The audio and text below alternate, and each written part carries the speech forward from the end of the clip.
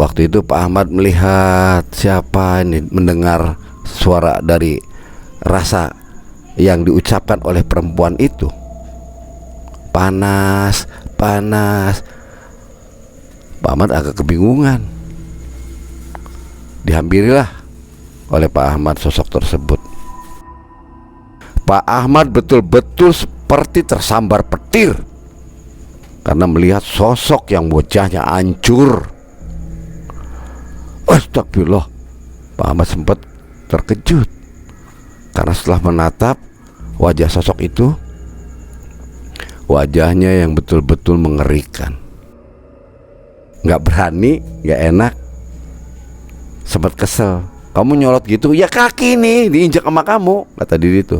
Aduh iya sorry. Saat itu juga mereka pada kebingungan.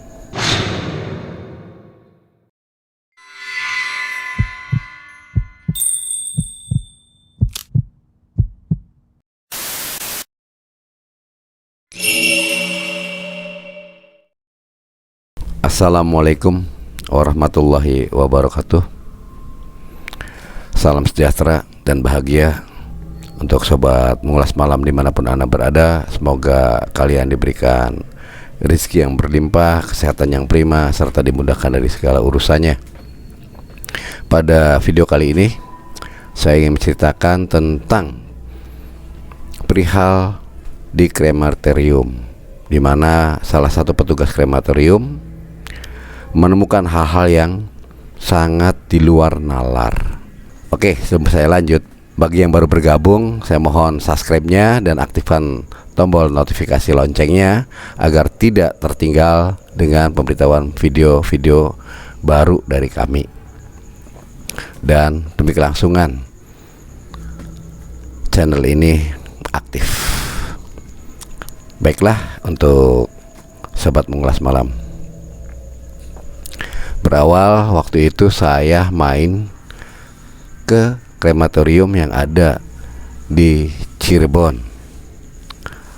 Waktu itu saya melihat karena ada tugas dari teman, yaitu melihat kondisi di sana karena orang tuanya meninggal dunia, ingin di krematorium, ingin dibakar di sana.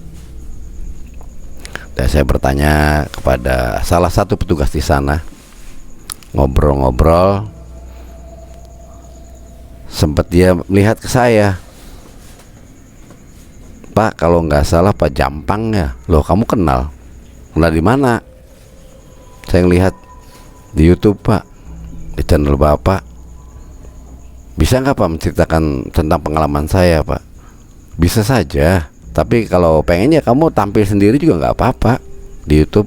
Aduh malu Pak, kata itu. Gak apa aja lah. Terus dia menceritakan pengalaman-pengalamannya dia semua tentang perihal setiap hari dia menemui sesuatu permasalahan yang di luar nalar. Berawal waktu itu dia menceritakan pada saya, ada salah satu keluarga korban ataupun keluarga si yang meninggal ya, waktu itu di krematorium saat prosesi, karena krematorium ini membutuhkan panas yang cukup tinggi untuk membakar jasad dari jenazah serta peti dan ya keseluruhan yang ada. Kurang lebihnya 760 derajat Celcius sampai 1000 derajat Celcius. Lamanya pembakaran mayat kurang lebihnya antara 1,5 jam sampai 3 jam. Tuturan dari, saya katakanlah, sebut dia Ahmad ya, salah satu petugas di sana. Pak Ahmad ini menceritakan semua kronologi dari prosesi awal. Si jenazah ini, si khususnya keluarganya itu harus mengisi data-data apa yang diajukan, harus diisi semua, serta persyaratannya pun harus dipenuhi. Setelah semuanya selesai, Dan oke, baru jenazah disiapkan untuk dibawa ke tempat pembakaran di krematorium ini. Tutur kata Pak Ahmad. Terus gimana Pak? Sebelumnya kalau agama yang biasa itu di Kristen dan yang lainnya itu pakai doa-doa dulu. Setelah doa-doa ada acara sendiri, dan itu seperti protokoler lah. Ahmad menuturkan, menjelaskan sampai usainya saat pembakaran mayat pun disiapkan untuk masuk satu ruangan seperti kamar ya. Pintu dibuka, dimasukkan si peti jenazah itu, didorong masuk sampai tuntas. Saat itu pun salah satu daripada petugas di sana menawarkan pada pihak keluarga untuk memulai prosesi pembakaran. Salah satunya dari keluarga tersebut memicit tombol, mengaktifkan bahwa dimulainya pembakaran mayat. Waktu dimulai, mereka semua keluarga pada menunggu, dan para peziarah ataupun para yang melayat itu, yang mengantarkan jenazah itu, pamitan satu demi satu meninggalkan ruangan dari aula yang ada di ruang tunggu. Waktu itu tidak ada keluarga yang menunggu, karena sudah ada perjanjian nanti abunya tolong diantarkan ke rumah. Kesepakatan pun udah dibuat. Kurang lebih waktu itu 3 jam usai sudah, bahan-bahan yang ada di dalam yang terbakar itu dipisahkan masing-masing. Yang mana kayu dipisah jenisnya, tulang pun dipisah dengan tulang. Sempat seperti dibuatkan kayak tepung. Yang paling sulit itu adalah gigi, katanya tuh. Gigi itu sulit banget, keras.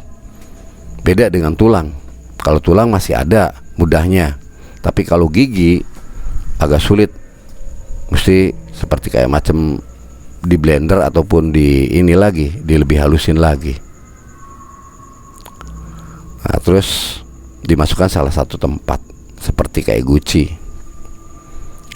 diantarkan ke keluarganya, dan keluarganya pun sempat menerimanya, serta keluarganya juga dengan hari yang tertentu. Terkadang tuh abu jenazahnya dibuang ke laut, ada yang sebagian disimpan di rumahnya. Nah, si Pak Ahmad ini malam hari waktu dia piket itu, dia kebingungan melihat sosok perempuan yang duduk menangis, panas.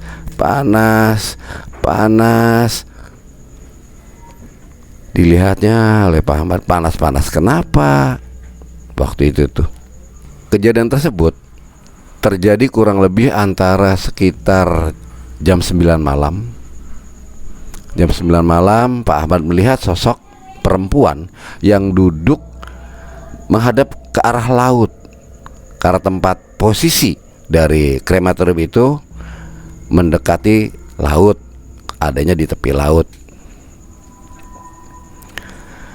Waktu itu Pak Ahmad melihat siapa ini, mendengar suara dari rasa yang diucapkan oleh perempuan itu, panas. Pak Ahmad agak kebingungan. Dihampirilah oleh Pak Ahmad sosok tersebut. Mbak, maaf, Ibu. Sosok tersebut tidak melihat sama sekali dan tidak mendengarkan apa yang dilontarkan oleh Pak Ahmad dari tutur kata menyapa sosok itu, sampai berucap 3 kali. Pak Ahmad menanyakan tentang keberadaan dirinya itu siapa. Mbak, maaf, Mbak ini siapa, dari mana? Sampai 3 kali Pak Ahmad mengucap seperti itu, perempuan tersebut tidak menjawab sepatah kata pun. Hanya yang didengar oleh Pak Ahmad, dia merasa kepanasan, mengucap selalu panas, panas, panas. Kenapa? Saat Pak Ahmad ingin menghadap wajahnya karena penasaran ini siapa, dihampiri oleh Pak Ahmad agar lebih dekat lagi supaya tahu wajahnya seperti apa dan ini siapa. Rasa penasaran yang ada dalam Pak Ahmad itu muncul seketika. Begitu Pak Ahmad sudah berhadapan dengan perempuan itu wajahnya melihat ke Pak Ahmad, menengadah. Pak Ahmad terkejut bukan kepalang. Pak Ahmad betul-betul seperti tersambar petir karena melihat sosok yang wajahnya hancur. Astagfirullah. Pak Ahmad sempat terkejut karena setelah menatap wajah sosok itu, wajahnya yang betul-betul mengerikan. Kamu siapa? Pak Ahmad menanyakan kembali dengan rasa takut, tapi dipaksakan untuk berani karena sudah terbiasa yang dilakukan oleh Pak Ahmad sehari-hari ketemu dengan jenazah dan membakar jenazah itu. Sempat memisah-misahkan tulang belulangnya. Jadi bukan hal yang aneh bagi Pak Ahmad. Namun sosok ini sempat membingungkan. Baru pertama kali ini Pak Ahmad melihat wajah yang semacam itu. Biasanya yang dirasakan oleh dia hanya sosok yang melintas, tertawa cekikikan, terbang. Ini duduk berhadapan langsung, wajahnya hancur begini. Sempat Pak Ahmad memberanikan diri menanyakan kenapa dan siapa kamu berada di sini, kenapa, dan panas-panasnya kamu kenapa. Walaupun dengan rasa takut yang betul-betul dirasakan oleh Pak Ahmad, karena wajah dari sosok itu tuh betul-betul membuat Pak Ahmad mau muntah. Sudah bau amis, anyir, bau bangke yang betul-betul bangkeknya bangke. Hancur bener-bener. Pak Ahmad sempat rasa gimana, seperti apa rasanya. Begitu Pak Ahmad ingin tangannya menyentuh tubuh dari sosok itu, tiba-tiba sosok itu terbang, menghindari Pak Ahmad dari sentuhan tangannya Pak Ahmad. Sembari dia tertawa cekikikan, Pak Ahmad dibuat terkejut lebih-lebih dari waktu itu. Baru Pak Ahmad melihat sosok yang terbang yang di hadapannya dia langsung dekat sekali. Tak lama kemudian sosok itu meninggalkan Pak Ahmad dan hilang begitu saja ke arah laut. Pak Ahmad kebingungan karena waktu itu hanya dia dan satu rekannya, yaitu saya sebut Pak Didin, yang bertugas untuk piket malam. Dihampirilah Pak Didin. Din, jangan tidur, Din. Tidur apa? Kata Pak Didin. Di ruangan yang biasa untuk dia nunggu. Orang pengen nyetel TV lagi nyari-nyari remote. Remote biasa, Din. Kamu kayak orang ketakutan, ada apa sih, Mad? Kata Pak Didin. Baru kejadian aneh, Din. Tadi saya nemuin wajahnya hancur. Ampun, ngeri. Bilangnya panas. Ada apa? Kenapa? Ini. Terus diceritakan semuanya ke Didin, dan Didin pun hanya tersenyum. Baru segitu aja ketakutan kayak nggak biasanya. Makanya jadi tukang pembakar mayat tuh jangan takut sama arwah-arwah. Udah nggak aneh di sini nih, arwahnya mereka pada gentayangan tuh karena terbakar itu, nggak dipendem. Kamu kalau ngomong jangan sembarangan, Din. Kan itu tergantung daripada keinginan keluarga mereka. Ya terus gimana lagi? Kalau bangsa kita kan banyaknya istilahnya asalnya dari tanah, kembaliin ke tanah. yang namanya manusia yang terbuat dari segumpal tanah, bukan dari abu. Udah. Kamu sih sempat celingak ke kanan ke kiri karena ruangan itu ada kaca, jendelanya kan pakai kaca. Saat Ahmad melihat keluar, sosok pocong berdiri di situ di dekat kaca. Apesnya Ahmad baru jumpa dengan sosok yang hancur seperti itu, sekarang jumpa dengan pocong. Sempat nyentuh Didin tangannya. Din, dia menunjukkan ke arah jendela. Din, apa lagi? Kenapa? Po. Didin langsung melihat dari bahasa tubuhnya Ahmad, yaitu menunjuk ke satu arah. Begitu ngomong pocong, kata Didin tuh, astagfirullah. Saat itu juga pocong langsung hilang, entah kemana. Waduh, apes Mat, apes, bener apes. Ini hari ini, malam ini nih, ada yang perlu dibakar nih.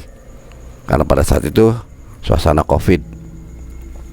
Ada salah satu korban COVID yang pihak keluarganya meminta dibakar, dikremasi. Jangan kemana-mana gitu. Nanti ambulan datang, kereta jenazah nih akan datang bentar lagi. Kenapa emangnya? Ya ini ada satu lagi nih gitu, yang minta dibakar. Ya udahlah gitu. Mana jamunya? Untuk anget-anget nih, malam udah dingin begini. Jam berapa, Dik? Dilihatlah jam tangannya Didin, menunjukkan jam 9 malam lewat 30 menit, tepatnya 21.30 WIB. Tak lama kemudian terdengarlah suara sirine dari kereta jenazah. Pengantin udah datang nih, Mat, kata Didin candain Ahmad. Pengantin apa pengantin? Orang mati pengantin. Ya kan, biasanya yang namanya orang meninggal ditutup kain kafan, ini kan dipakai pakaian seperti pengantenan. Anggap aja pengantin lah. Wah, kamu itu kalau ngomong sorry, canda gitu. Tak lama kemudian suara sirine kereta jenazah sudah mendekati pintu gerbang. Buru-buru Ahmad membuka pintu untuk segera mungkin mobil masuk ke ruangan yang sudah disediakan untuk tempat pembakaran, yaitu di krematorium itu. Saat mobil masuk dan pas parkir di tempat sedia yang sudah disediakan, saat itu juga salah satu petugas meminta bantuan ke Didin. Pak, tolong Pak, cepat Pak, dibawa ke sana Pak, karena ini tidak bisa lama-lama, ini kena COVID. Waduh, dilihat semuanya para petugas tuh pakai pakaian di lapangan PDL semua, persis tuh ya namanya pakai prokes kayak astronot ya, astronot kata Didin tuh. Celetuk si Ahmad, baru tahu kata tuh kayak gini nih pakaiannya. Ya memang harus seperti itu. Salah satu petugas mengatakan kepada Pak Ahmad, karena ini nih standar protokol kesehatan yang diberikan untuk petugas jenazah, dan para dokter juga sama untuk menghadapi pasien-pasien COVID. Apalagi ini udah meninggal dunia. Buru-buru dibawalah jenazah itu. Peti itu didorong sampai tepat pas di depan krematorium itu, ya dimana mesin pembakaran di dalamnya. Saat itu juga dilaksanakan ya berdoa, dipimpin oleh salah satu dari anggota protokol kesehatan, kalian minta dibantu untuk membacakan doa. Setelah didoakan, semuanya selesai, prosesi pembakaran pun dimulai. Saat itu semuanya sudah memberikan keterangan semua, data-data dikasihkan ke Didin bahwa abunya nanti tolong diberikan kepada si keluarga korban. Seluruh petugas daripada kereta jenazah meninggalkan tempat krematorium itu. Ahmad menunggu agak lama. Waduh, cukup lumayan juga tuh. Daripada kesel-kesel gini, jamu yang tadi kita buat kita minum aja dah untuk ngangetin tubuh. Sembari menunggu nyantai merokok di ruang tunggu itu, sembari menikmati istilahnya desir angin laut serta angin yang ada di sekitar situ.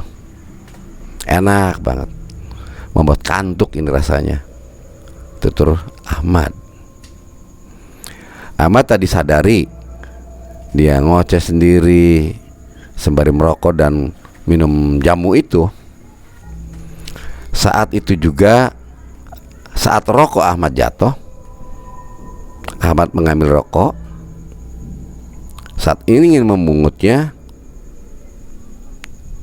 di hadapan Ahmad terlihat buntalan pocong seperti mayat yang dibungkus itu. Pok, sempat istilahnya si rokok diambilnya. Ahmad melihat dari bawah sampai naik ke atas. Wajah ini tertutup, tak ada mata pun, seperti bantalan guling. Namun bentuk pocongnya yang ada di situ. Ahmad gak bisa lari, sempat pocong, sempat berteriak 3 kali. Ahmad katakan pocong. Tak lama kemudian si Didin datang menghampiri Ahmad. Pocong mana? Gak ada. Pocong. Ahmad menunjuk ke salah satu tempat yang dimana si pocong tadi itu ada di hadapannya, sekarang beralih ke tempat ruangan pembakaran. Saat itu dekat pintu, Ahmad menunjuk pocong. Didin langsung melihat dari gerak tubuhnya Ahmad, seakan-akan ini bahasa tubuh menunjukkan sesuatu tempat yang dimana katakan itu ada pocong. Si Didin menoleh. Didin pun terkejut, langsung mendekati Ahmad. Mad, katanya kamu berani, itu pocong. Nggak banyak omong si Didin. Yang namanya jamu yang tadi dibuat, karena dia terkaku dan tergagap saat istilahnya melihat sosok pocong yang baru dilihatnya itu berbeda dengan yang lain. Ini pocong yang baunya minta ampun dirasakan oleh Didin. Sempat dia mual, gak tahan dengan baunya. Sempat pocong tersebut tungkik lagi seperti orang yang mau ruku. Langsung melompat dan lenyap di pandangan Ahmad dan Didin. Aduh, mana ini tugas belum selesai lagi. Baru juga berapa jam ini? Paling baru 1 jam ini kita nunggu. Aduh, ada-ada aja. Udah Din, makanya kalau ngomong tuh jangan sembarangan, hati-hati. Ingat, kita harus menjalankan tugas dengan baik. Jangan menyinggung perasaan. Tuh mereka mungkin gak terima kamu candain. Hantu juga punya perasaan. kita juga punya perasaan, sama. Kita harus saling menghormati, jangan membuli, kata Ahmad kepada Didin. Bala buli, emangnya hantu bisa ngebuli? Enak boy, kata Didin kepada Ahmad. Udahlah, yuk kita ke dalam aja, ke pos. Disepakatinya Ahmad sama Didin pindah posisi. Saat Ahmad menyalakan acara TV, mencari channel hiburan yang dia suka, namun TV tersebut seperti ada gangguan layarnya itu, gerbek. Aduh, ada lagi aja. Mesti TV ini mesti diganti nih. Kok begini sih? Ingat kayak sponsor lama, sponsor kayak merek, istilahnya ini apa? Obat sakit kepala, Dusal, ngeleot. Kayaknya Ahmad menuturkan kepada Didin, Dusal. Dasira, kata Didin kepada Ahmad saking keselnya. Udah matiin aja, mending nyetel dangdutan baik. Ahmad pun menuruti. Dinyalakanlah musik dari HP-nya Didin, dangdutan, mendengarkan mereka semua sembari joget-joget. Daripada bingung, pusing ngadepin yang enggak, udah tugas belum selesai lagi. Iya, terus joget-joget. Didin dan Ahmad tidak disadari oleh dia akan kehadiran sosok perempuan yang ikut menari, ikut berjoget di dekatnya dia, di ruangan itu. Saking asiknya, tanpa menghiraukan pikiran yang enggak untuk mengisi dan melepaskan penatnya, Didin berjoget, nyantai terus, enak banget. Semua lagu, ayo joget saking lelahnya, kecapean. Kaki tak terasa udah agak loyo, tampaknya kesleo kakinya Didin. Saat itu terdorong, agak terhempas, menabrak sosok kuntilanak itu. Didin menabrak sosok kuntilanak dan sosok tersebut langsung tertawa cekikikan. Hihihi, tertawa. Didin tersontak terdiam kaku menatap. Yang dari tadi Ahmad sudah tahu kehadiran kuntilanak itu, dia diam, tidak ada gerakan, dan tidak sepatah kata pun mampu terucap oleh bibirnya Ahmad. Rokok pun masih digenggam di tangannya, sempat gak disap-isap. Saat Didin menoleh kembali pada sosok kuntilanak itu,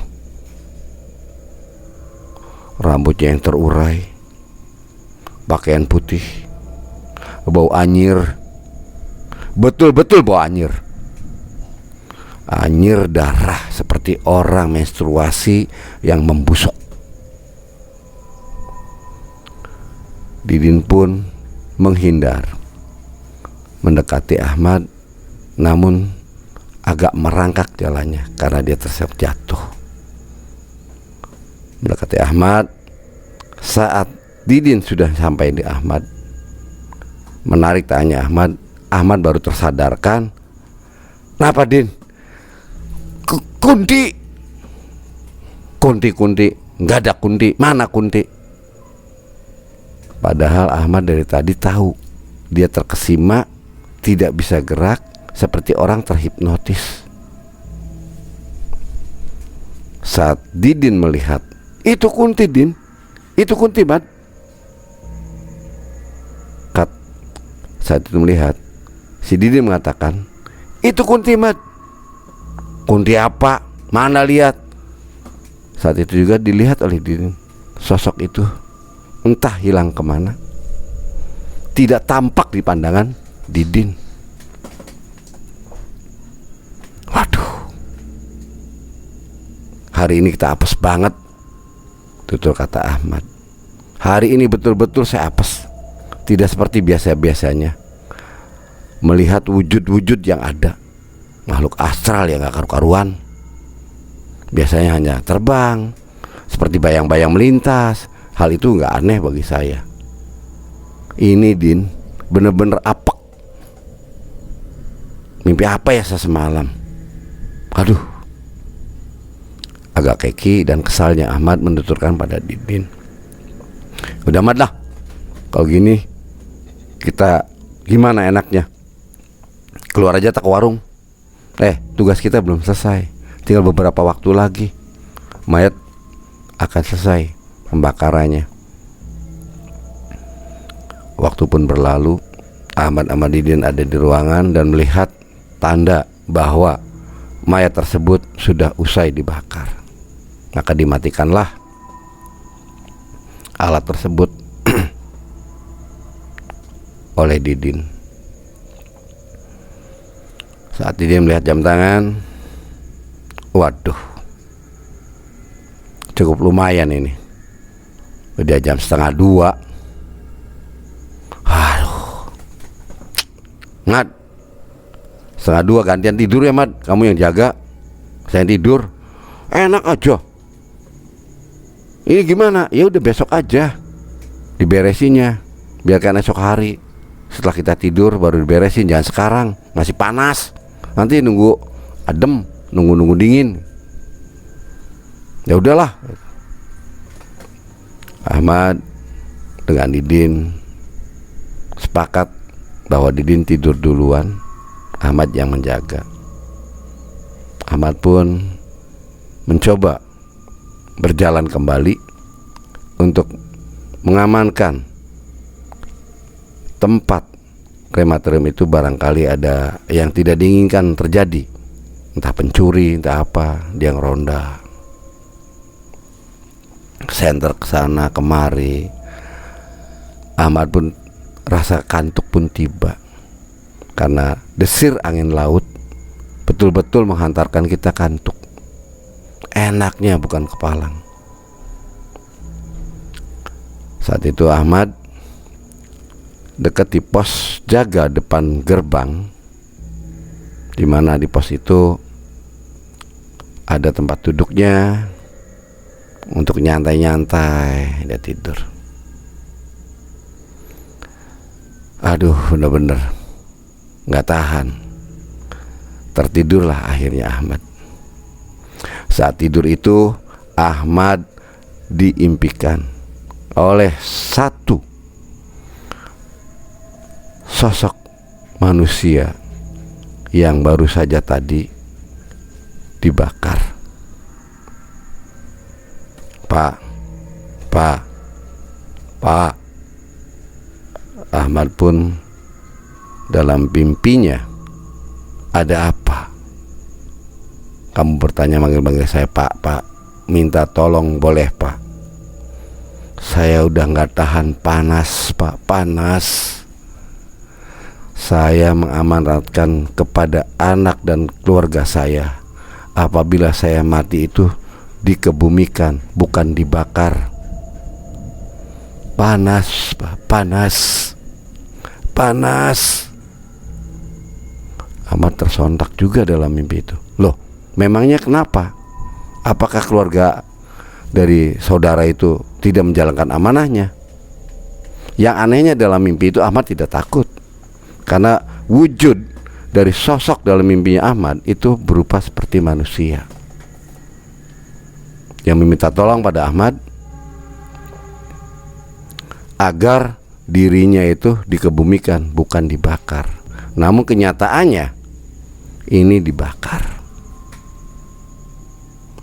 Waduh, jadi bagaimana ini? Waktu pun berlalu, kokok ayam terdengar, karena di sana juga ada warga yang memiliki ayam, dan kumandangan azan pun terdengar. Ahmad pun terbangun dan mendekati si Didi yang dimana dari tadi dia tidur. Suasana langit pun masih begitu gelap. Aduh, aroma embun pun, semilir angin yang dari laut pun membuat segernya bukan kepalang. Enak, benar-benar enak. Udara pagi yang begitu lepas daripada kotoran-kotoran debu ataupun knalpot kendaraan yang lalu lalang. Ahmad datangin Didi.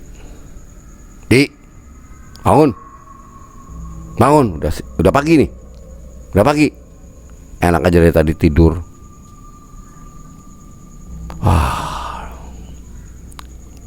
Ya ngopi dulu, ngopi. Biar jejak otak kamunya, biar komplit. Apa yang komplit? Kata Didi itu sempat agak kesinggung juga. Padahal biasa orang berdua tuh selalu canda. Gak taunya kakinya Didi diinjak oleh Ahmad. Rupanya dia pengen ngomong, gak berani, gak enak. Sempat kesel. Kamu nyolot gitu? Ya kaki nih diinjak sama kamu, kata Didi tuh. Aduh iya sorry. Saat itu juga mereka pada kebingungan dan betul-betul membuat sesuatu hal yang sangat tidak diinginkan. Didi menatap Ahmad. Ada sesuatu hal yang aneh. Ahmad pun melihat Didi kembali. Kamu kenapa ngeliat-ngeliatnya saya seperti itu? Ada yang aneh? Cengar-cengir ya Didi. Gak taunya Ahmad di sini ada perongnya. Entah dari apa. Mungkin waktu itu abu rokok yang melekat di mukanya Ahmad. Tuh muka kena abu. Dilihatnya, diusap. Oh iya, nih tugas kamu Di. Sekarang kamu kan udah tidur nih enak. Sekarang gantian saya mau tidur. Jadi nanti kamu yang beresin tuh, memisah-misahkan tulang apanya. Dan seperti biasa, abunya kamu kirim ke keluarganya. Waduh gimana ya? Udahlah bareng aja lah. Barangkali dapat ini gitu. Kita barengan nantinya. Dibujuk oleh Didi, apabila nanti dapat uang rokok itu hasilnya barengan. Mau nggak?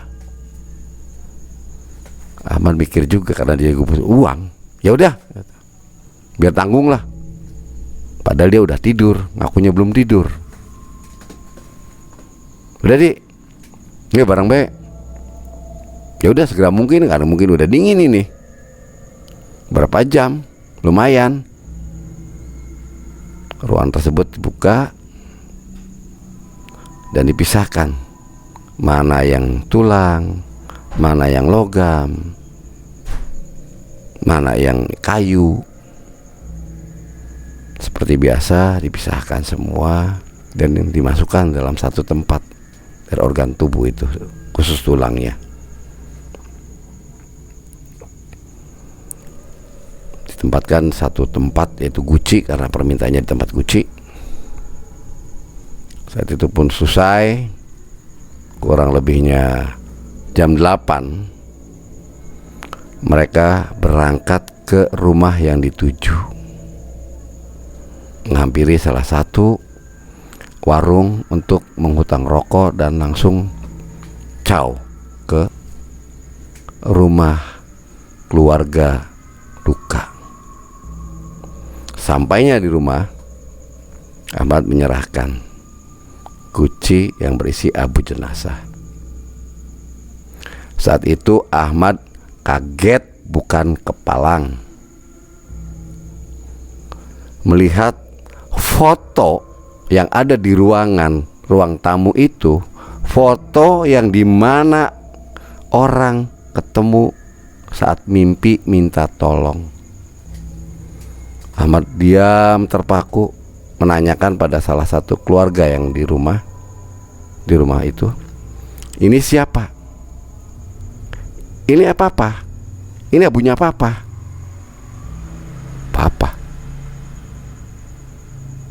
Ahmad nggak banyak bicara, dia melongo. Papa.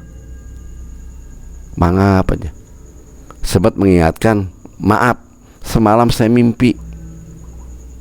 Pas saat saya jaga, saya bermimpi. Orang ini dalam mimpi saya nih, wajahnya sama, tidak beda, persis. Ahmad menuturkan dengan lantang.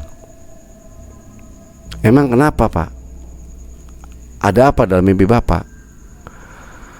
Orang ini minta tolong sama saya. Maaf sebelumnya Bu ya. Kenapa dia tuh sempat menanyakan pada saya bahwa kenapa saya dibakar, sedangkan saya itu waktu hidupnya saya mengamanatkan pada keluarga, baik anak, istri, itu saya minta dikebumikan.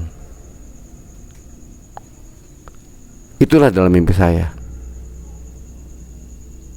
Terus gimana? Udah terlanjur dibakar. Ya nggak tahu. Yang penting saya sih sudah usai menjalankan tugas, mengantarkan abunya. Itu sih hanya saya mimpi itu saya tuturkan untuk mengingatkan kepada ibu.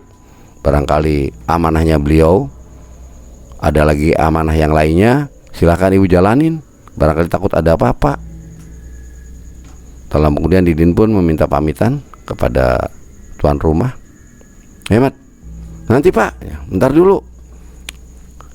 Ibu tersebut itu istri almarhum masuk ke dalam, mengambil satu amplop, memberikan kepada Ahmad rasa terima kasihnya telah menjalankan tugasnya mengantarkan abu jenazah ke rumahnya. Diterimalah amplop tersebut. Pak, lumayan nih Pak, buat beli rokok. Makasih Bu. Pamit ya Bu. Ahmad dan Didin meninggalkan rumah itu. Sepanjang jalan, Ahmad sembari megang amplop, ini orang dikasih amanat ngumel kepada si Didin, nggak dijalankan, sampai saya kena imbasnya. Mimpi ke saya datangnya, aneh, kenapa nggak keluarganya aja? Ya namanya mimpi Mat, kata Didin. Bisa aja siapapun mengalaminya, tapi karena kamu yang jaga, mungkin ya itulah, makanya saya ngajak kamu tuh, ada hikmahnya kan, bisa menyampaikan amanah. Kalau enggak kayak apa loh, kamu juga yang diberikan amanah dari si almarhum. Ayo, kata Didin dengan gayanya candaan ke Ahmad. Iya juga sih, tapi bagi loro, bagi dua itu amplop, jangan tapi aja. Bayar rokok di warung. Iya ya aja. Dilihat, alhamdulillah ada 2 lembar uang pecahan 50 ribuan. Bagi 2 50 ribuan. Waduh lumayan, bisa buat nyarap sama beli rokok dan bayar hutang. Makanya di mana? Ya di warung lagi. Catatan si boy biasa, utangnya pira, ya utangnya berapa, bayar dulu 50 ribu titip. Kasihan nih barangkali buat belanja dianya. Ya sudah yuk. Sampainya Ahmad dan Didin di warung itu membayarkan dan ngambil rokok lagi. Kembali Ahmad menunggu di ruang tugasnya. Kurang lebih waktu berlalu sampai jam 12. Tak lama kemudian ada salah satu teman si petugas pembakar mayat giliran jaga. Bergabunglah di sana, kurang lebihnya ada 6 orang. Mereka ngobrol-ngobrol. Nah, nanti malam Ahmad baru aplus dan Didin. Saat itu juga Ahmad mau aplus, pamitan kepada teman-temannya, dan Didin pulang meninggalkan lokasi. Singkat cerita udah di rumah, dan mereka pun tidur dengan keluarga masing-masing. Keesokan harinya Ahmad ditelepon dari krematorium, dirinya dicari oleh seseorang. Ahmad diminta segera datang ke lokasi kerjaan. Saat itu pun Ahmad datang ke sana. Ahmad agak terkejut. Ibu yang tadi kemarin saya anterin Abu jenazah suaminya. Gimana Bu? Ada apa nih yang saya bisa bantu? Apakah mau disimpan di sini abunya? Kan perjanjiannya Ibu mau dibawa pulang abunya. Gini Pak, semalam istrinya almarhum itu keimpian. Sempet dia tuh ngerasa tersiksa dalam tidurnya, dimaki-maki oleh suaminya. Dalam mimpinya itu menceritakan semua ke Ahmad. Jadi harus gimana ini? Saya tidak ngerasa menjalankan amanahnya dia. Cuman ya gimana juga ya, yang namanya kepikirannya kalang kabut. Anak-anak juga pengennya istrinya nggak pengen capek. Aduh, kalau begini saya sendiri kurang paham. Tapi ada, coba saya meminta ke salah satu di sini sesepuh, barangkali ada solusinya. Di mana Pak? Dia di belakang. Ada sepuh di sini. Ahmad dengan ibu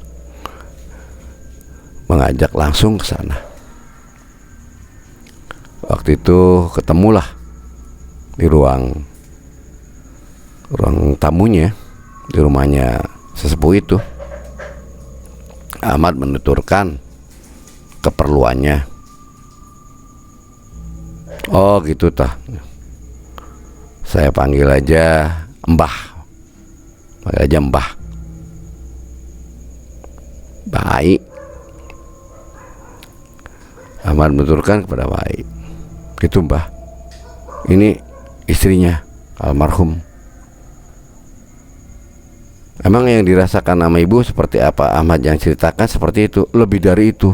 Itu hanya ringkasan kecilnya aja Pak. Semalaman saya itu betul-betul sampai pagi ini tersiksa.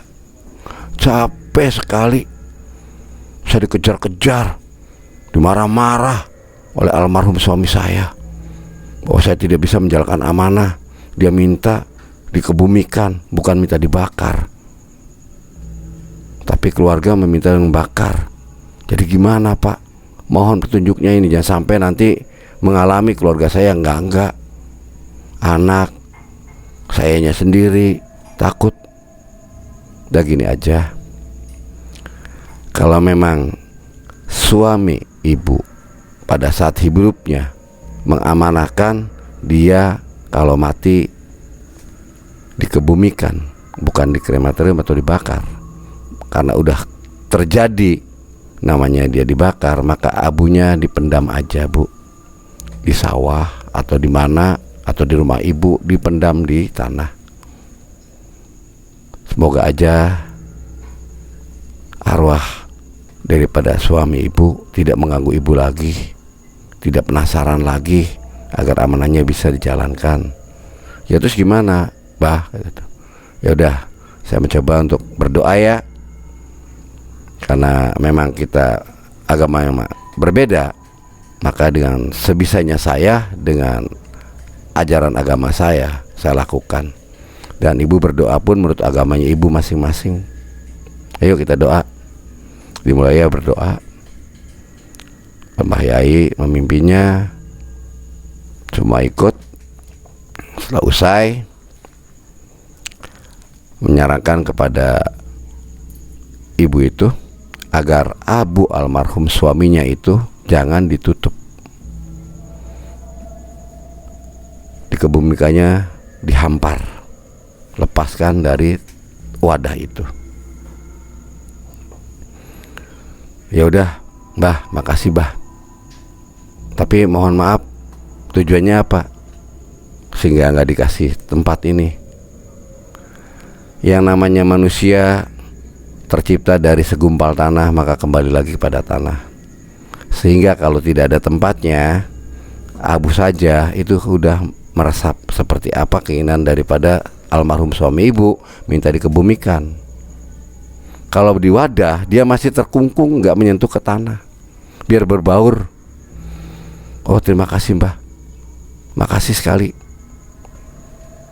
Akhirnya pamitan karena semuanya udah usai. Menurut Mbah Ai dia memberitahu semua kepada si istri almarhum itu agar abunya daripada abu almarhum itu segera mungkin untuk dikebumikan atau dikubur di dalam tanah tanpa ada penghalang.